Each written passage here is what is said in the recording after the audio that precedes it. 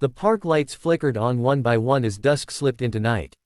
Ethan stayed on the bench long after Claire's car disappeared, staring at the empty space beside him as if she might suddenly reappear. Lily shifted in her sleep, her breath warm against his arm, grounding him back to reality. People like that didn't just walk into your life. And if they did, they didn't sit on cracked wooden benches and cry like the world had ended. Yet she had. He folded the paper with her number carefully, slipping it into his wallet behind Lily's hospital bracelet, the one he couldn't bring himself to throw away. Something about today felt fragile, like it might disappear if he didn't treat it gently. On the walk home, Ethan replayed the conversation over and over. Her shaking hands. The way she paused before saying her name. The moment her voice changed when the driver addressed her. That wasn't an act. That was someone who had learned how to wear strength like armor, and had taken it off by accident. At home, Ethan moved quietly through the small apartment. The ceiling fan clicked unevenly. A stack of unpaid envelopes waited on the kitchen counter, accusing in their silence.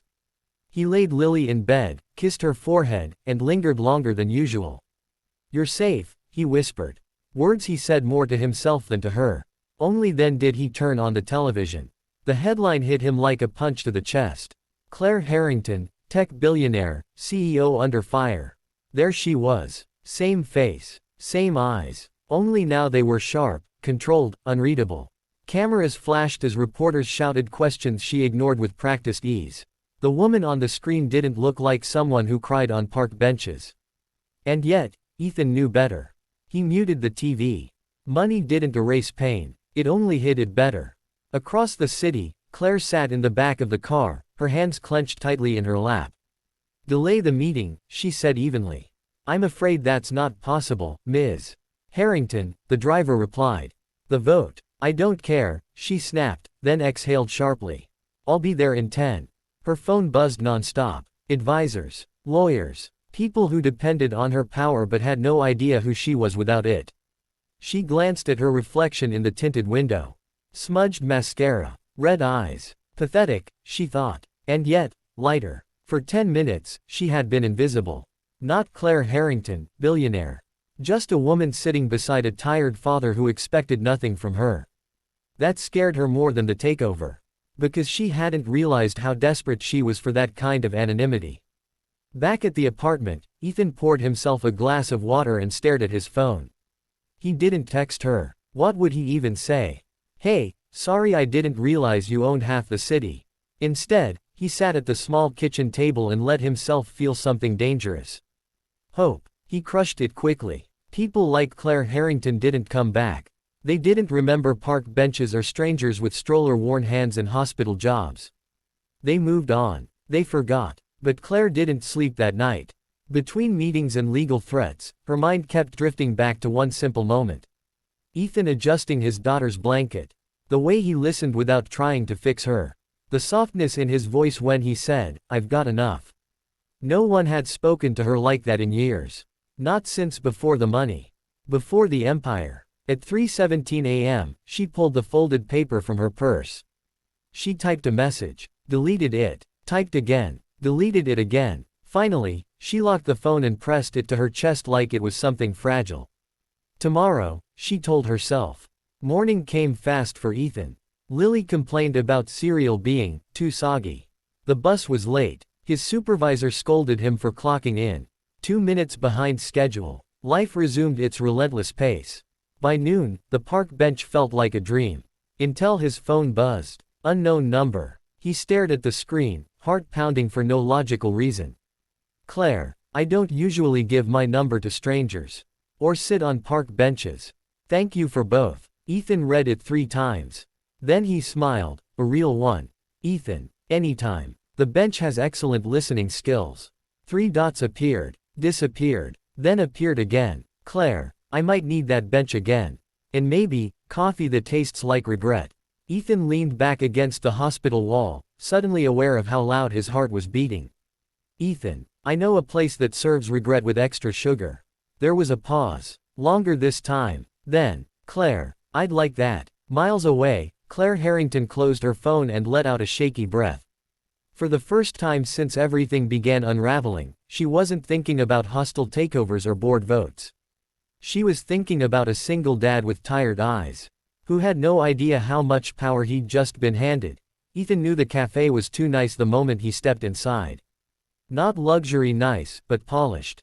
Warm lighting, clean wood tables, soft music that made you sit up straighter without knowing why.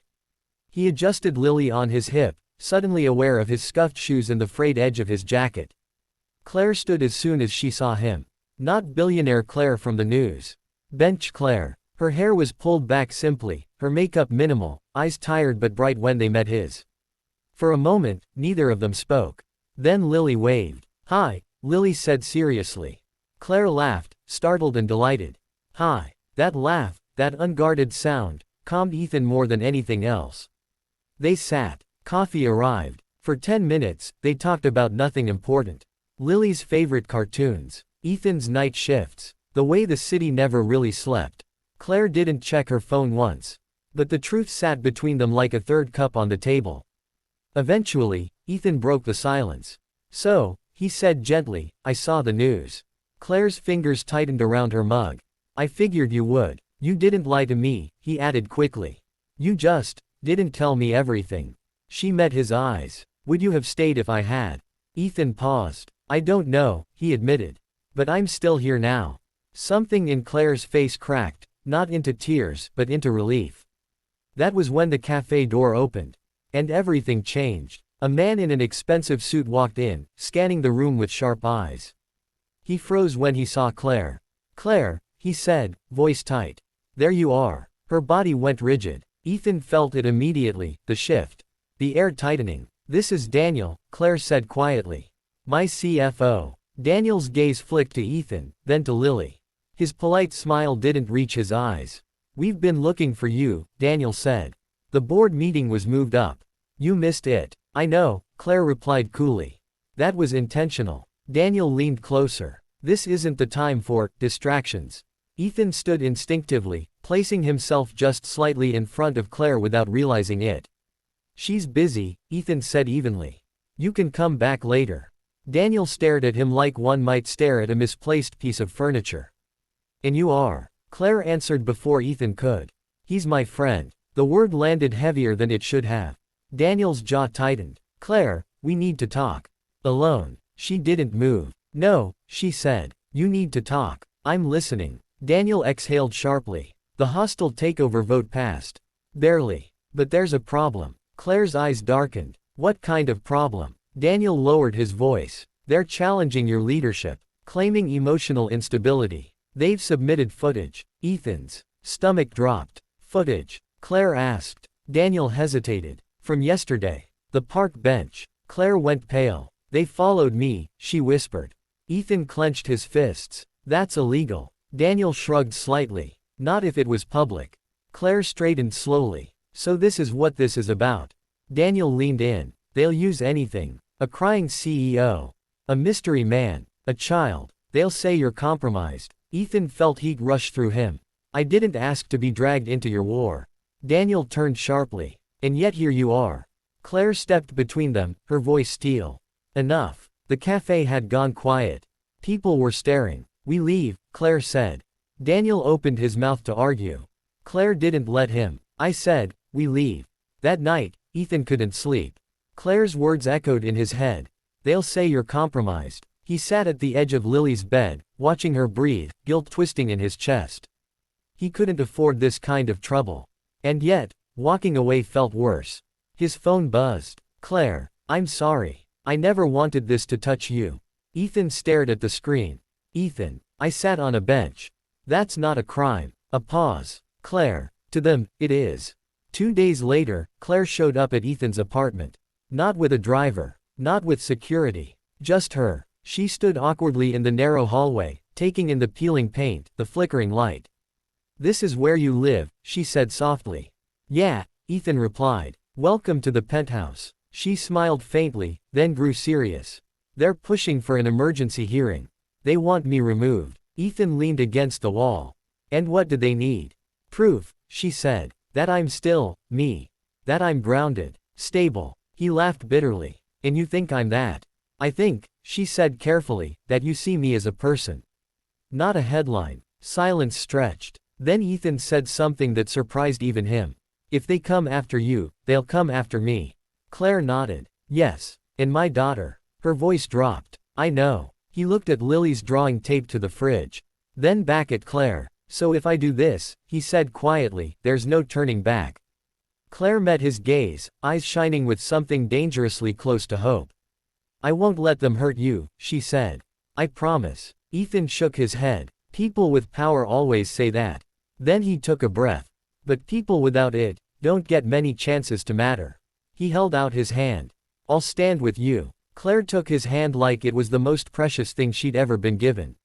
The courtroom was packed. Media everywhere. Cameras flashing. Claire sat straight, composed, unreadable.